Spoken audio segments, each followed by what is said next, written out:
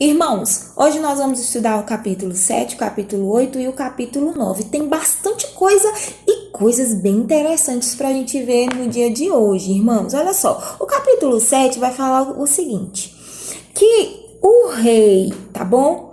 Reazim, que era o rei da Síria, e o Peca, que era rei de Remalias, né, que era o rei de Israel, subiram para pelejar contra o Acais, porém não prevaleceram contra ele. O que significa isso, irmãos? É o seguinte, esses reis, tá bom? Da Síria, o de Israel, o que eles fizeram? Eles armaram uma colisão contra o rei da Síria. E aí eles chamaram o Acais, né, irmãos, para poder fazer parte dessa aliança para destruir a Síria. Só que o Acais recusou fazer parte dessa aliança, irmãos. Então, esses dois reis, eles se juntaram para atacar Judá, irmãos. E aí é claro que o Acais ficou bem assustado. Porém, o Senhor usou quem? O Isaías para ir falar com o Acais e dizer assim, irmãos, que fique calmo, aquieta-te, fique esperto, não desanime o teu coração por causa desses dois tocos de tições fumegantes. Olha só, Deus compara eles dois como dois tocos de tição, irmãos. Vocês já viram como uma madeira quando é bem queimada fica só aquele tição? Então, Isaías estava dizendo assim, olha, eles são como dois tocos de tição. Não fique com medo deles, porque assim diz o Senhor, tu não vai perder. E isso tampouco acontecerá. Olha só, irmãos. E aí o que acontece?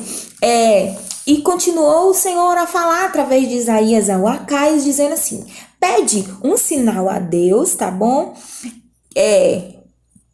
Pede um sinal a Deus a respeito disso tudo. E o Acais respondeu o seguinte, eu, porém, disse, não pedirei porque eu não vou tentar o meu Deus. Aí o Senhor disse o seguinte, através do profeta, ouvi agora o caso de Davi. Acaso não vos basta fadigares os homens, agora também querem fadigar a Deus, mas eu vou dar um sinal para vocês. Sabe qual era o sinal, irmãos? Ele diz assim, que eis que uma virgem conceberá e dará à luz a um filho, e ele se chamará Emanuel. Está falando de quem, irmãos? De Jesus. Esse era o sinal, irmãos. Essa é a promessa, o nascimento de Jesus que está aqui, olha, em Isaías, irmãos, muito antes de Jesus sequer nascer, já estava profetizado o seu nascimento e que ele se chamaria Emanuel, que viria através de uma virgem, irmãos. Israel ganhou essa promessa. E mais, diz que ele comerá manteiga e mel